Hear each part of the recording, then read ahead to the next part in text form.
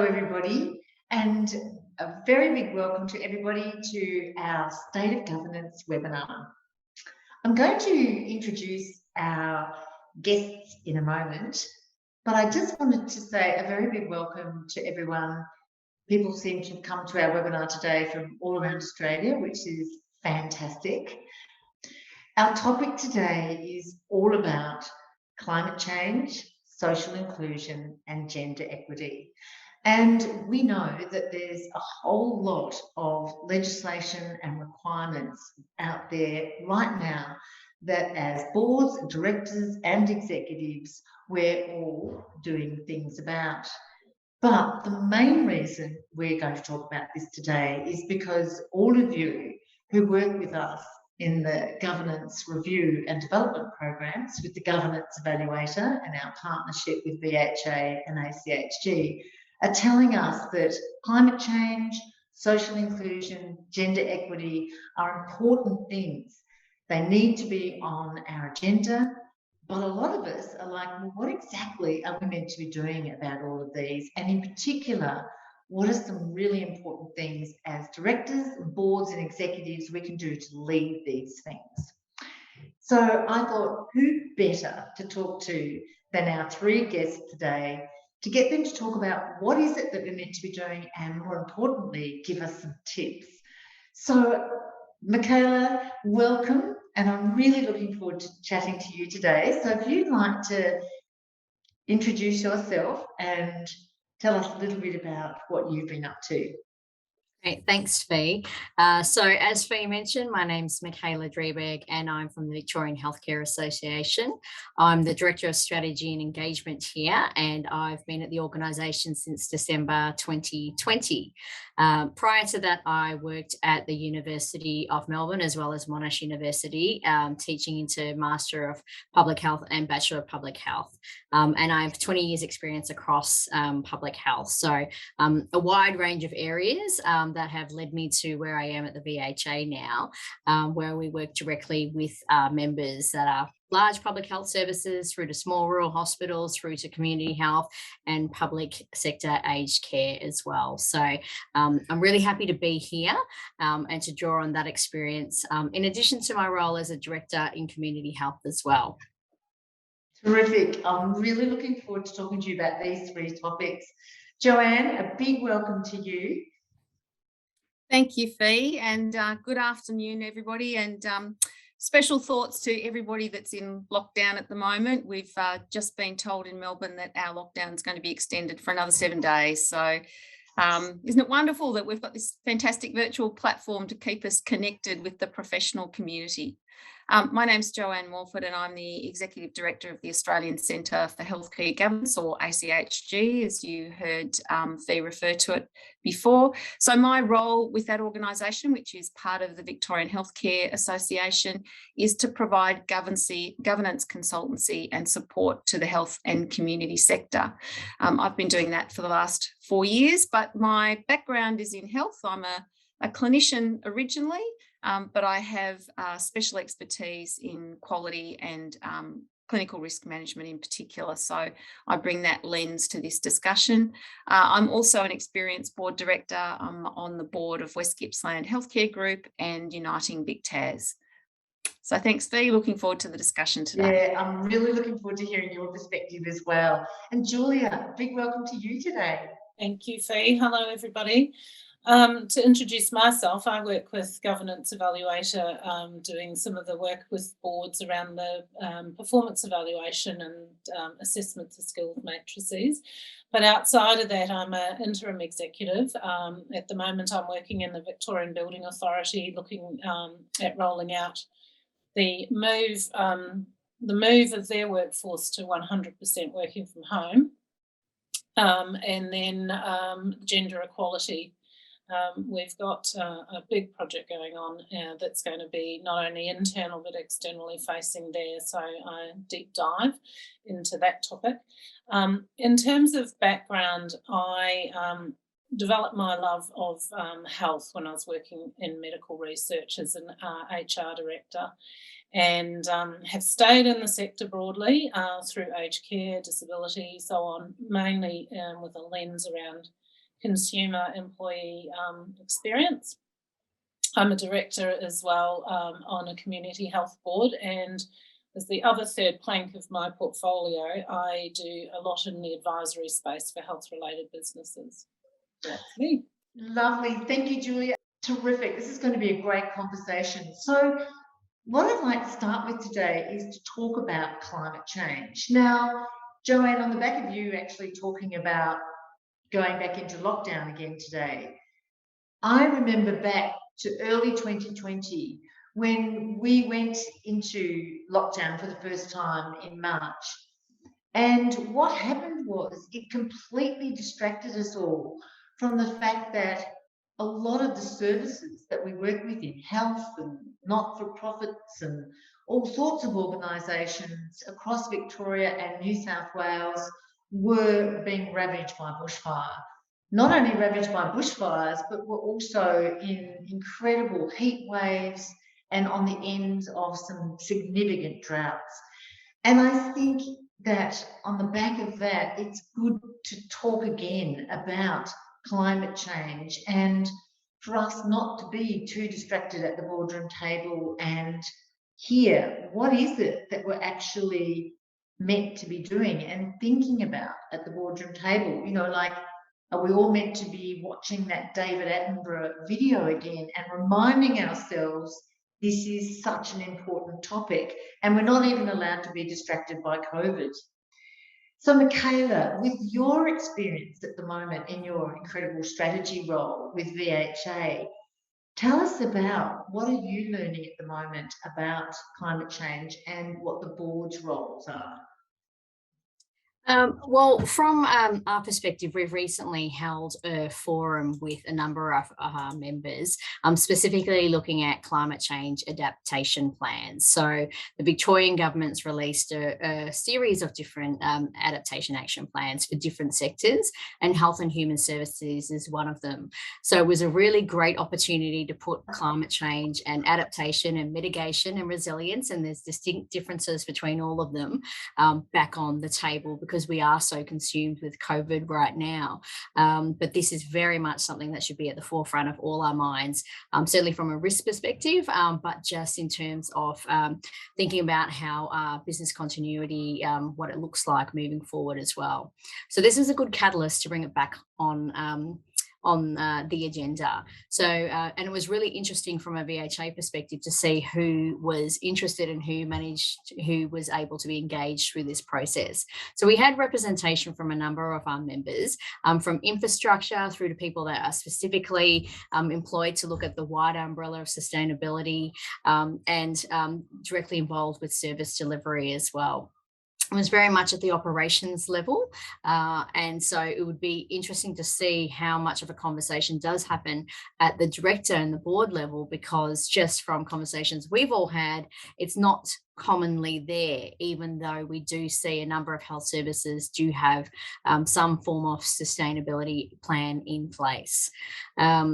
But it is very much in terms of health and human services, something that impacts us both directly and indirectly. And some of the information that we gathered looked at those two distinctions, and some of the direct impacts that we discussed was how climate change can impact that it can create big disruptions to services. And we saw that with bushfires, but we've seen it through floods, and we've seen it through other extreme weather events where it literally disrupts services because clients and patients can't get to the services they need, but staff can't either.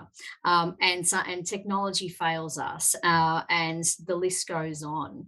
It impacts food security, access to nutritious foods, access to clean water, and not to mention the mental health impacts that, you know, many people have experienced through our pandemic as well. We also talked about some of those indirect impacts that it has on health and human services as well. And there was a lot of commonalities with food security being a primary area of concern and access to services being a primary area of concern, but also the financial costs that it has to households, the inequality that's exacerbated further, and how it impacts from a business perspective on our economy and our business continuity plans.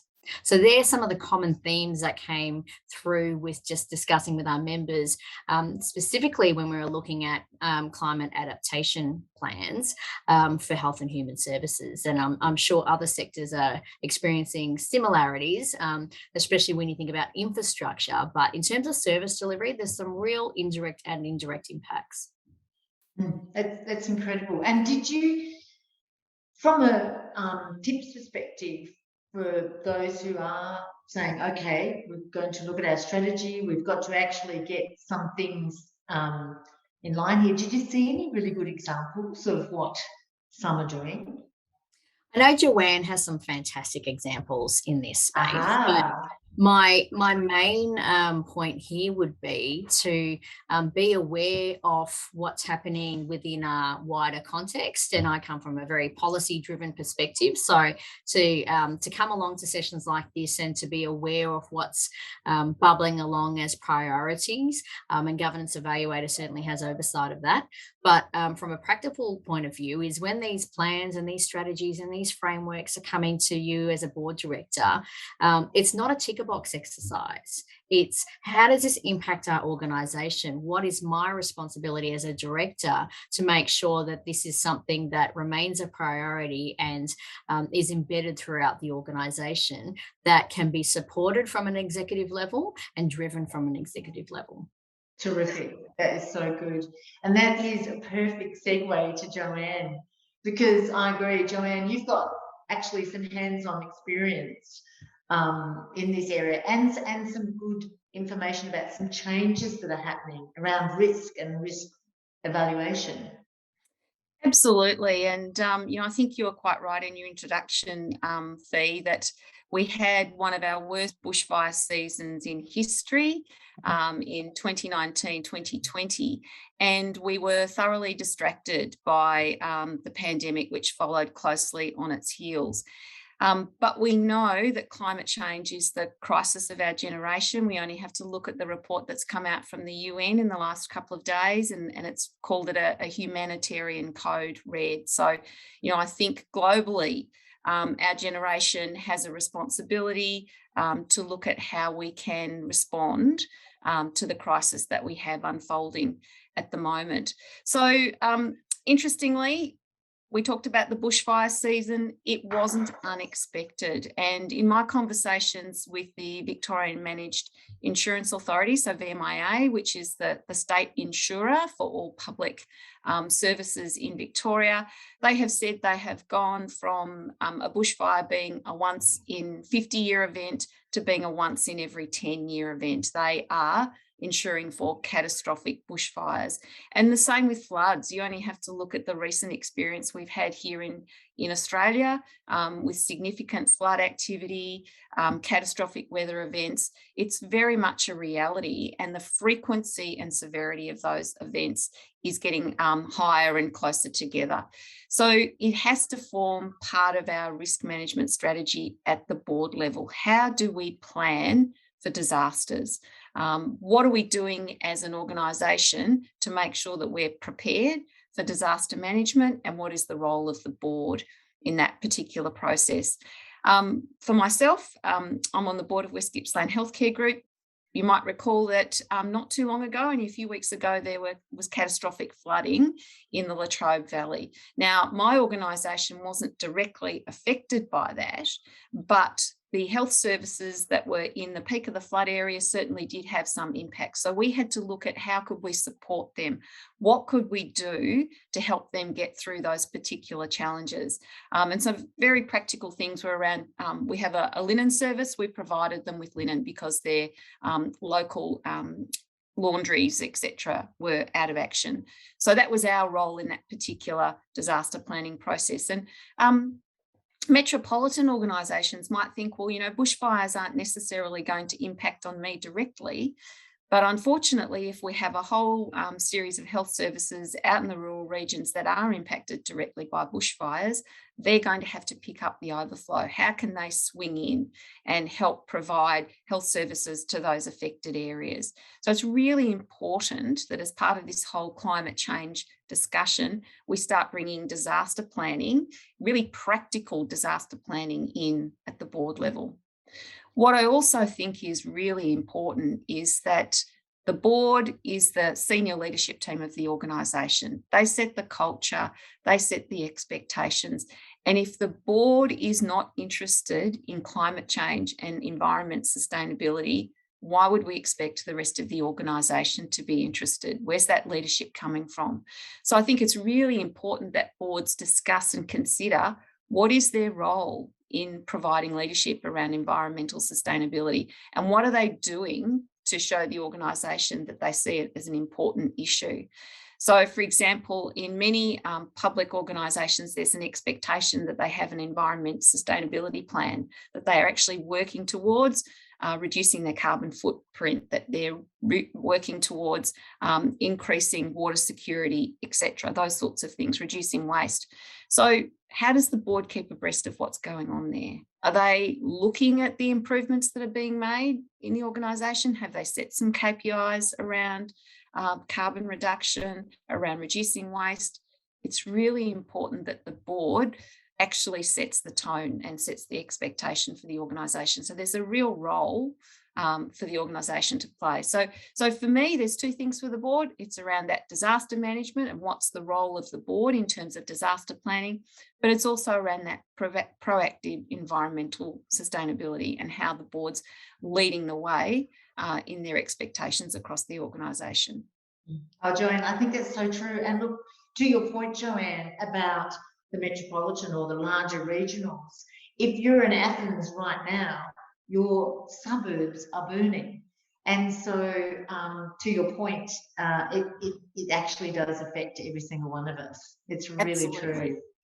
And look, that is also a perfect segue to Julia. And Julia, you've actually sat on a rural board, and this very planning was required. So I was sitting as director on the Lawn Community Hospital Board when the Wye River fires and the fires down that Surf Coast Road broke out.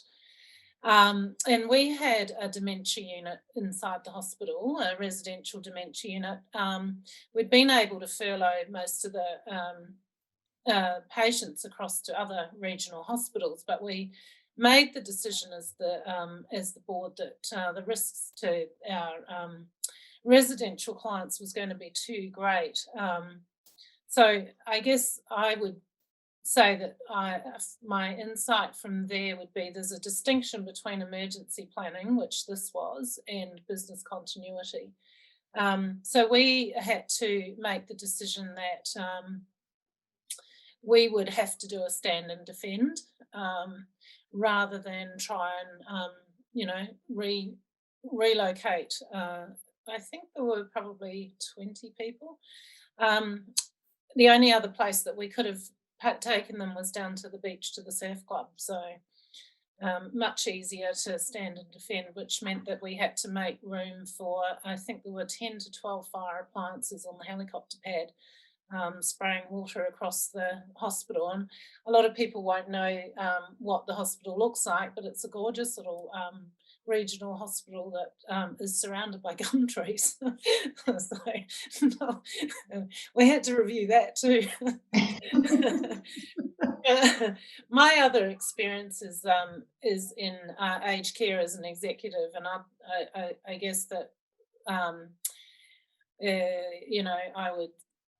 I would say business continuity in some of those organisations has become really important, obviously through COVID, but we needed to have, in the organisation I was in, we had a system that I think worked really, really well for business continuity planning, where we had a health and safety and a business continuity executive team that formed as a committee and was a very inclusive committee. We got input from staff across the business, and then that fed up through to the subcommittees and to the full board, so that we had a process of communication going up and down.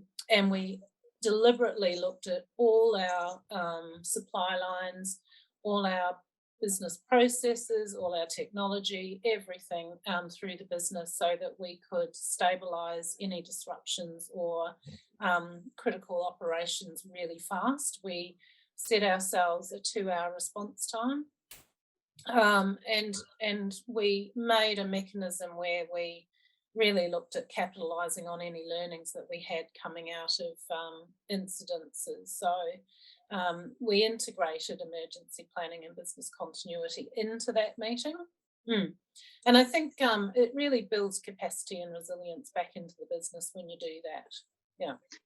And Julia, just to follow on from your really interesting story about lawn, Matt is asked a really important question, which ties in with another question that's just being asked. Yeah. Matt's wanting to know, when you actually made that decision, was it just the board, or did you do it with other key stakeholders such as the local fire authority and so on? Yeah, absolutely. Yeah. So not only with the SCS and the police and the fire authority, you know, emergency services, but also surrounding hospitals, and then other community supports like the Surf Lifesaving Club and the bank, because the bank was actually one of the buildings there that was the least fire prone. So, you know, it was an all community type response, and fairly full on, a lot of engagement going on all the time. Yeah. So Julia, thank you, because there's also a couple of people that are saying, when it comes to, you know, thinking about climate change on the board, and as Joan and Micaela already said, that genuine strategy, how do we choose our stakeholders and how do we engage? And I think you've just given a very good example of that they're different to our normal health or, you know, kind of key stakeholders. They're actually emergency key stakeholders, and very different to how you normally would think. So thank you. I think that that's why when I was working in aged care, we integrated emergency response in with business continuity. Although they're separate, when push comes to shove, you need to be able to act quickly, but also take the learnings from an emergency incident and feed it back into the system. So not separating them, but letting them be supporting structures is actually a really clever thing to do, and integrating it into a continuous improvement up and down the business from board to grassroots and up again. It's a really important point that someone's made, is that it's not about the organisation itself, it's all the support functions around, whether it's, as I said, emergency services, police, whatever. Every entity in the organisation, including some of the local schools, have to be included in your thinking. Well, that's really important. And look, what you three have all just talked about is why climate change is a #1 agenda for a lot of boards. And I know across health and across aged care and many other boards, we all talk about the need to have a consumer story at the beginning of our board meetings. But I'm actually also thinking there might be some other stories we need to have. What is a good climate change story? How does that impact on our environment? So if we're talking about important board agendas, of course, we have other important board agendas, and another important one is social inclusion. And if I look at areas where I think boards are really doing extraordinary work around social inclusion, because I think, as we all mentioned before, and Micaela, you talked about it before, social inclusion and gender equity are human right subjects. They're not just about men and women, they're actually about human rights, equal access to power, to resources and opportunities. And if I look at some of the work that's happening in water boards at the moment, it's just so incredible to be driving along and hearing on the ABC about burning off in regions, now having local Aboriginal communities guiding and leading our hand in how we do that burning off to ensure water safety. And I can't think of a better example of inclusion than that. I can't also think of a more sensible strategy than that because it's drawing on that wisdom. So, Joanne, I'm really interested in your perspective around social inclusion, what you're seeing, what you're learning about this particular area with all your board work. Thanks, Fee. Look, I think it's a really important area that boards focus on, and that we recognise that you have to have a call to action. It's not just something that's a conversation. There has to be some real work that supports the social inclusion policy, attitude, and culture of the organisation. We know that most healthcare services have a disability action plan. They usually have some sort of Indigenous inclusion plan. We know they've got gender equity plan, which we'll be talking about a little bit later. But a plan is nothing unless there's actions that sit behind it and you can actually see some visible results. And I know it's something that we've been working really hard on in the two organisations that I'm involved in. And I'd like to give you a little bit, some examples of some of the things that we've been doing. So I attended the cultural awareness training for the local Indigenous community at West Gippsland Healthcare Group, the Kurnai people. And it was the best cultural awareness training I've ever seen. And the elder was talking about how the Indigenous people have an oral and pictorial culture, and that written language is relatively new to them. It's only recent generations that actually have adopted the written language. Their traditional language is very much pictorial and oral. And he talked about how the totem of the local people is a blue wren, the little bird. And he said that West Gippsland Healthcare Group has a blue wren at the entrance of every part of the hospital. So every door to the external environment has a blue wren. I'd never noticed it before. And I actually went and did a walk around the hospital and I could see this little blue wren there. And that's the sign of welcome to Indigenous people. So the word welcome written didn't mean anything to them, but to have that blue wren at all of those external entrances was a sign of safety for them and a sign that they were welcome in the organisation. So I think it's really important that we actually take those thoughts into actions. I did some work with VHA last year on an accessible and inclusive employment program sponsored by the Department of Health Disability sector. And we actually interviewed a range of people, young people with disability, around what they needed to see when they were looking at applying for jobs, particularly in the health sector. And it was really interesting to hear from them that the first thing they do is go and look on the website. They would do their research, look on the website of the organisation that was advertising a role, and they said they could tell pretty quickly whether that organisation had a disability inclusive culture, just by the wording on the website, just by how the website was set up to be accessible for people with disability, by even mentioning any disability support programs that they had. So, I think it's really important that you actually live those policies of inclusiveness. Something else that we do really well at West Gippsland is around the LGBTIQ community. We are really fortunate to have a transgender woman on our community advisory committee, and she has been instrumental in helping us make West Gippsland Healthcare a more LGBTIQ friendly and inclusive organisation. She has that lived experience. She's really comfortable talking to us about how we can be inclusive in the way we deliver our services and in the way we set up our programs. And it's been fantastic in terms of turning the organisation around. So we're very grateful to have her. But that's where we need to be looking at ensuring that we are inclusive. On our community advisory committee, we also have somebody with a disability. It's really important that we get those different perspectives and viewpoints as input when we're planning services, when we're reviewing our services, and when we're looking at moving forward in any way. Oh, Joan, beautiful examples. They're just incredible.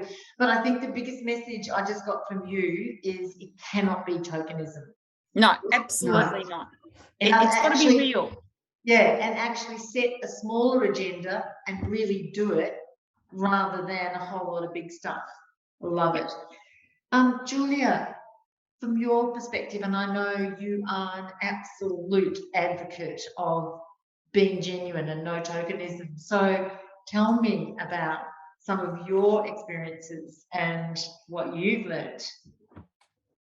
I think the main thing that I've learned from sitting on community health boards and also being as an executive in service delivery is that it's less frequent for the board to actually hear from the voice of the consumer. It's more common that it sits in the operations of the business, and then a report or a presentation might go up to the board. So, I mean, one of the things that I've noticed is the lack of lived experience among some of the board members in the services that the organisation actually delivers.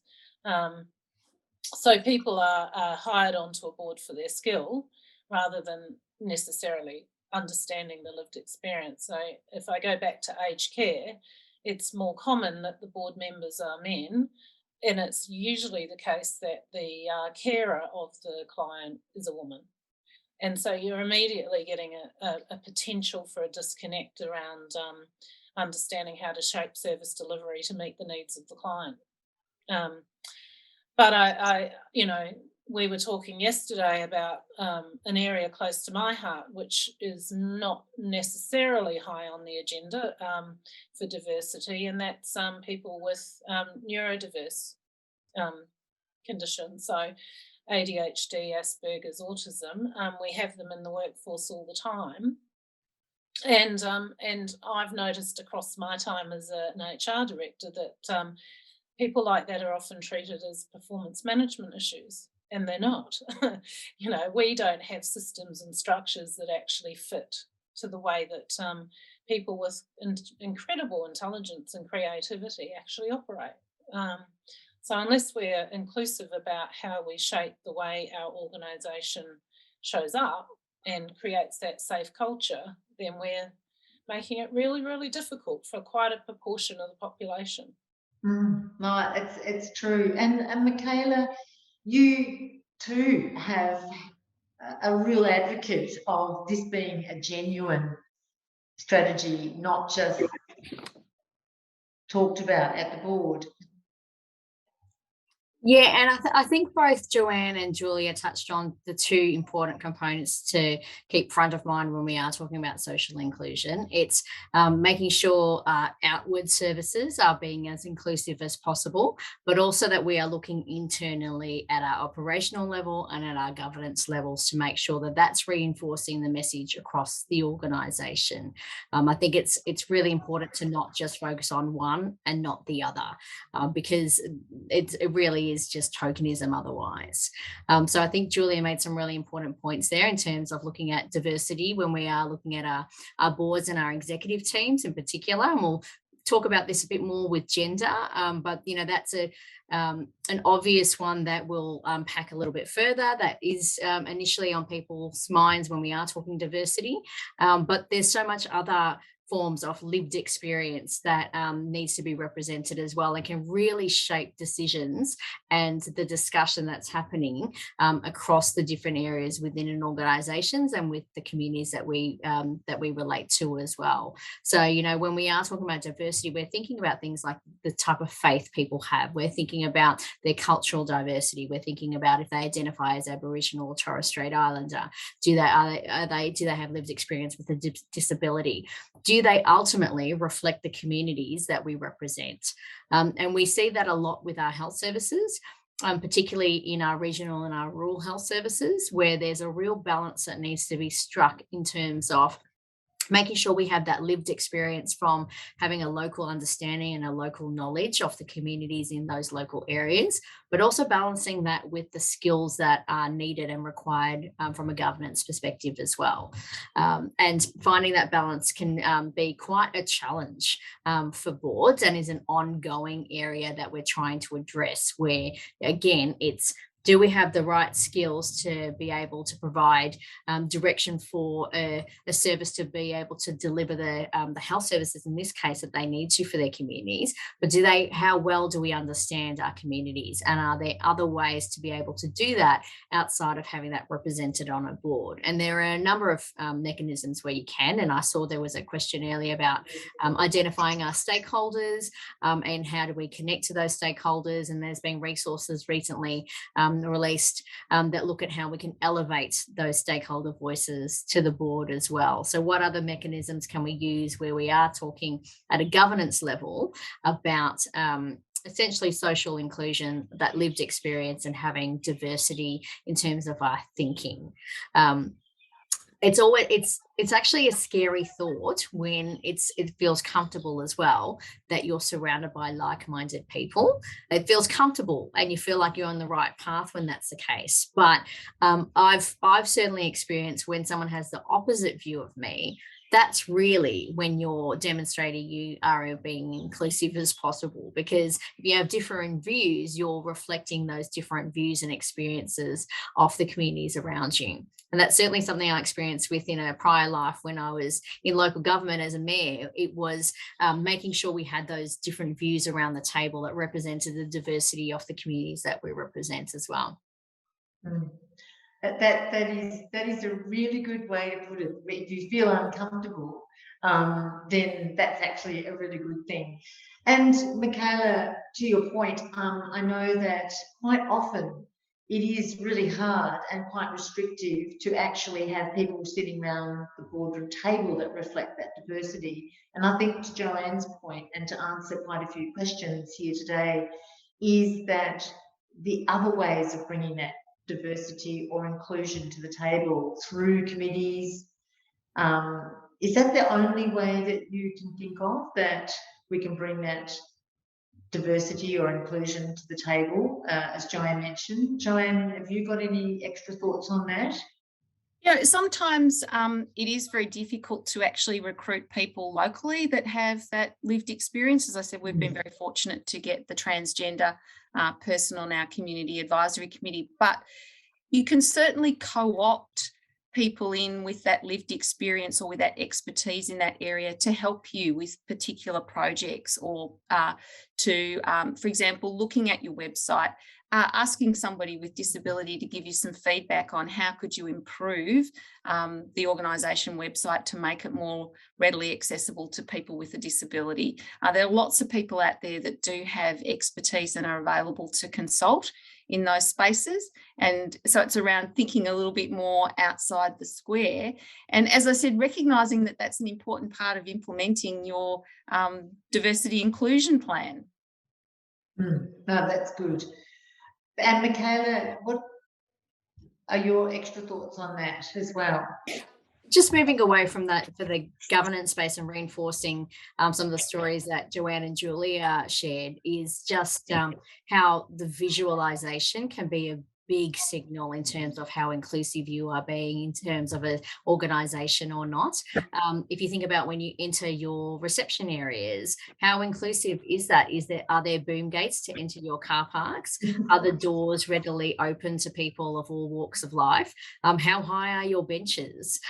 Even, some of the protective equipment that we have to have in place now in terms of perspex at reception, what does that mean in terms of being inclusive? And again, like if you're unable to stand, or you happen to be in a wheelchair, or just need to sit down to fill in some forms, where's your bench height for that? Are there signs that demonstrate there are people that can speak in different languages or can communicate in different ways as well, if you have verbal issues? And then in terms of a really good example I saw in some health services is where people had the opportunity to practice their faith. And there was examples in some hospitals where they had a sacred space which was non-denominational, where people felt comforted to go when they needed to feel comfort and didn't feel that they weren't welcome. And then where you might have an older site where there's a chapel on site, which is lovely and welcoming for some people, but for others felt like they weren't able to practice their faith, that wasn't conducive to a chapel environment. So sometimes that physicality is really strong, not only for patients and visitors, but for your staff as well. That's so absolutely true. So let's talk about the other key agenda item at the moment, and let's talk about gender equity. And I had the privilege a couple of weeks ago of catching up with Claire Brun, the CEO of Women on Boards, and we both agreed that gender equity, social inclusion isn't just about men and women. It's actually bigger than that. It's a really important statement about how we should just treat each other and everybody. But Claire said a really important thing. She said, but when it comes to women, it's an incredibly good place to start. So I think with that thought in mind, Julia, I'd love to hear your perspective on this, and particularly that equality versus equity, those sorts of things. Yeah, I agree with Claire. I think, to me, there's a big difference between gender equity and gender equality. And it's really hard to operationalise, and I'll explain why. So equality basically means that everybody's given the same resources regardless of, whereas equity recognises that some people are behind the 8 ball and need to be given a bit more help than others. So for all of us that are sitting on in organisations or on boards, we've got a few structural barriers in place to make that happen. In the workforce, we've got a whole lot of legislation that talks about privacy and discrimination and this and that actually stops us from being able to now do what we need to do for the Gender Equality Act, which a lot of us are suddenly being asked to work through with the new commission. And we're being asked to report on intersectional data, which is obviously not just gender, but it's disability, race, religion, all sorts. And of course, most organisations haven't been keeping that data or collecting it because they thought that that was the wrong thing to do around, you know, why are you wanting my data like that for? What are you going to do with it? So now we're having to create, we're doing two things in many businesses. We are looking at a gender audit and then towards creating a gender equality action plan. But I think it would be behove of any organisation doing this work is to actually take that intersectional lens as best they can, and being really consultative with their staff, because as we've talked about before, this is a human rights issue. It's about power, access to resources, social impact, influence in decision making. You know, all those inclusive things where decisions are being made and people need a voice. So understanding lived experience, understanding the power balances and how that's playing out in your workforce through processes, policy, practice, all those little biases and the structures that you went, because every organisation I've been in go, oh, look, we've been working really hard in this. And I say, let's have a look at your pay equity data. Oh, we report to WEGA. And then you go and have a look at it. And there's a big difference between men and women for whatever reason. So it's an interesting time to be looking at this work. And it's a really relevant time given what we've seen COVID pulling up for women in general. And then if you go and put that intersectional lens across it and say disability, race, ethnicity, whatever, it becomes so much harder, which is where we need to move to next in our as directors to create a culture that's inclusive and diverse, because that improves our businesses and our service delivery. Yeah. Very true. Go And on for another hour. oh, I want to listen to you for another hour. And Joanne, because what I'm interested in is, how does this impact on our health services and workforces that aren't traditionally men? They're actually traditionally women. Look, it's interesting because health is a female-dominated profession, not just at the nursing level, but also allied health, medical, etc. It's female-dominated, and yet we don't necessarily see that reflected in the leadership positions that we have sitting around the executive table.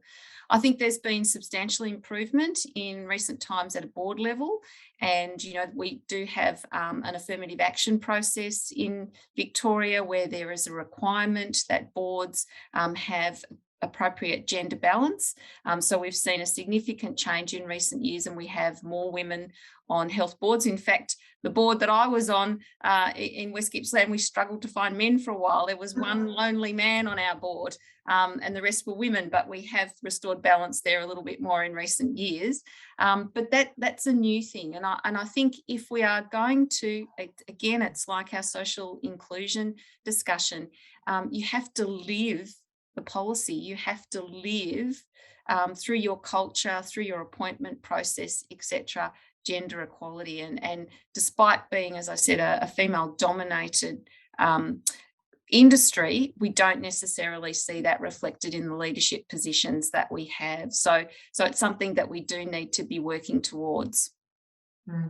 No, I agree. And Micaela, from all of your strategic work, talk to us a little bit about this Gender Equity Act and some of your insights. This is an example of where it's a legislation's been used to support this being put on the agenda. So it's not just a nice to have, it's a have to have for public entities in Victoria anyway. So amongst 2020, one of the things that was easily lost was that a Gender Equality Act was introduced into Victoria, and from March this year, a number of obligations came into effect. So public entities, which are largely any government body, inclusive of health services in Victoria, as well as universities and local governments, are required to meet a number of obligations, they refer to it, under a Gender Equality Act. And that is to conduct a gender audit, to conduct gender impact assessments on new policies and programs, and to create a gender equality plan. There were initial timelines earlier this year that they were required to be met by, but now it's been extended out to December, just recognising the pressure that all sectors are under in responding to the pandemic. But from a VHA perspective, it was particularly challenging for our health services, and will continue to be as well.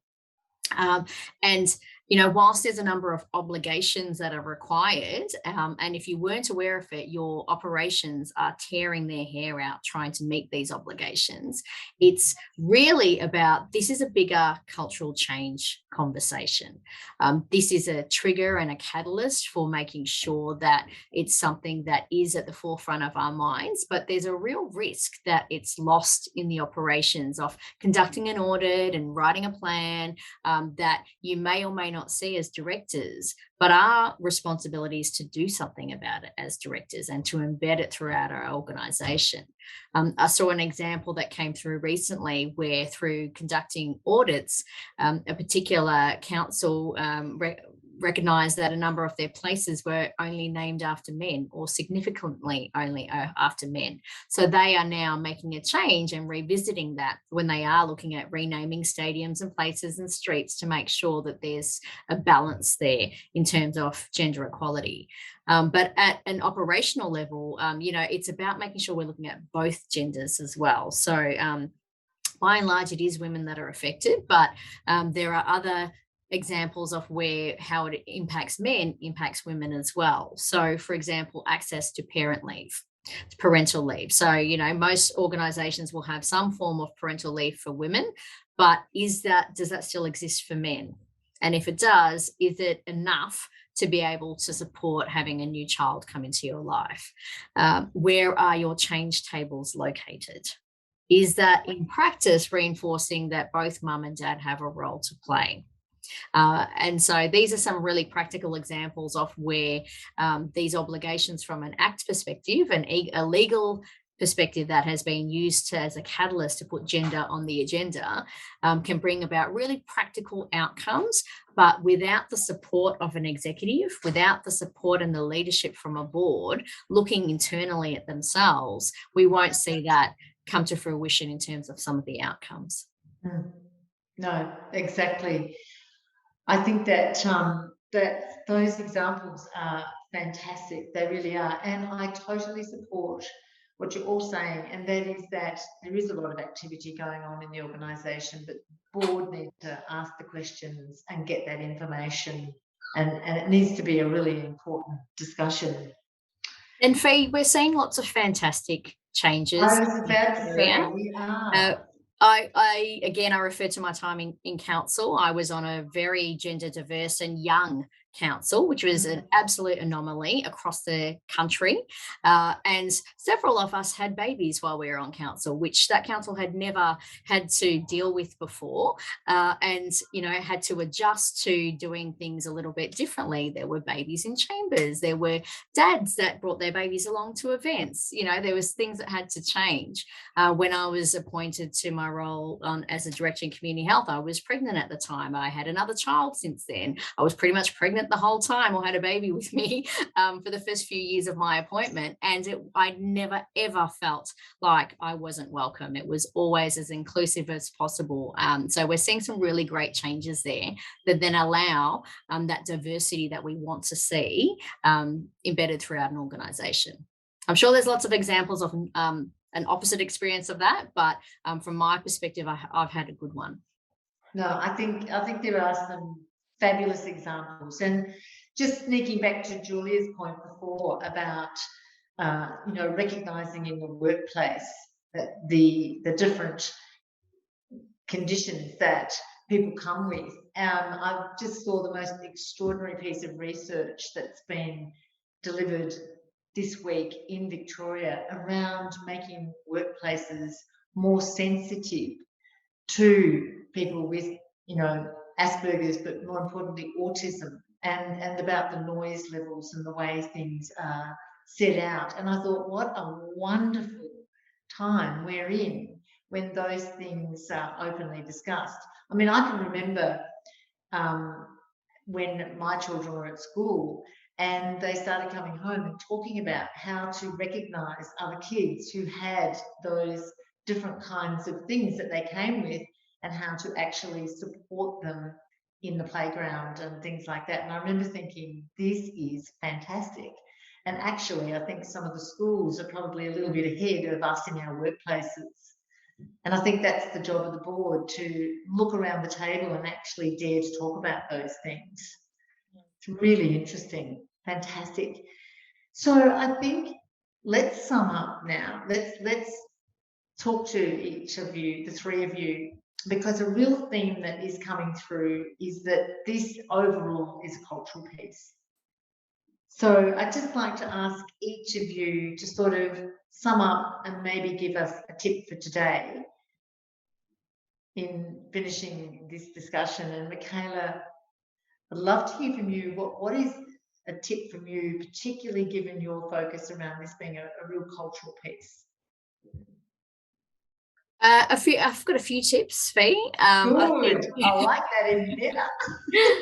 I think, you know, making sure that you are engaged in opportunities like this, where you can look up and to see or have a better understanding of the context that you're working in. It is very easy to be consumed in your individual organisations and their individual needs. So to be able to look up and see what the wider sector is and what the wider environment is, starts to put things in terms of potential risks or potential priorities that you can start to see, well, what's my organisation doing or not doing, and starting to ask those questions that as directors we we need to ask, but then to also reinforce in ways that we can, either from a governance perspective or from some of those examples we talked about visually as well.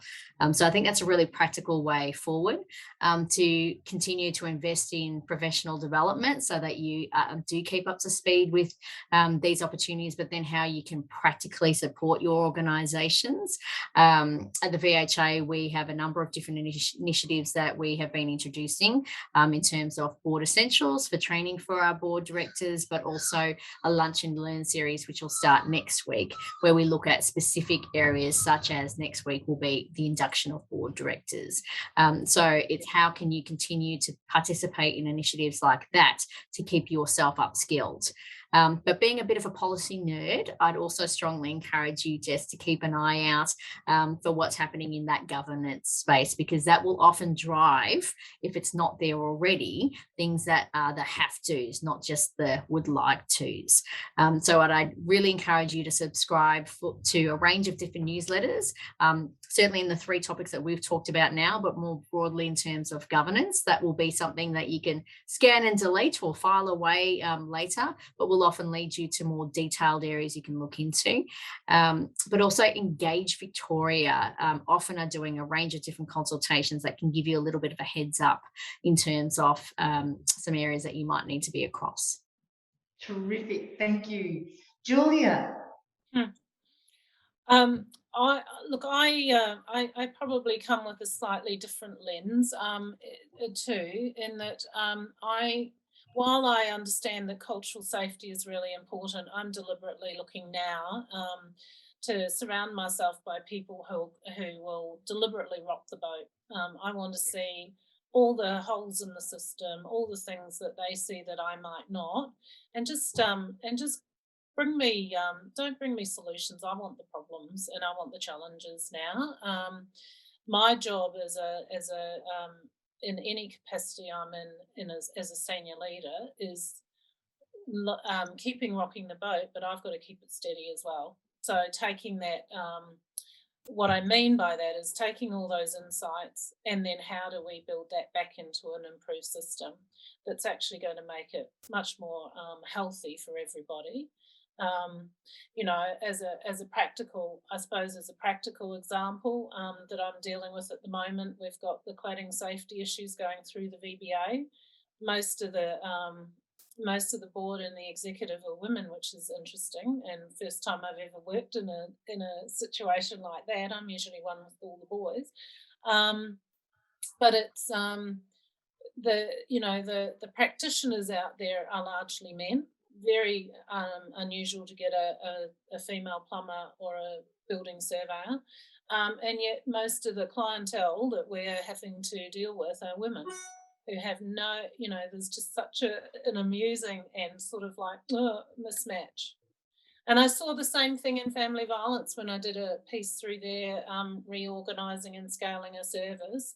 As we know in COVID, that was really dire.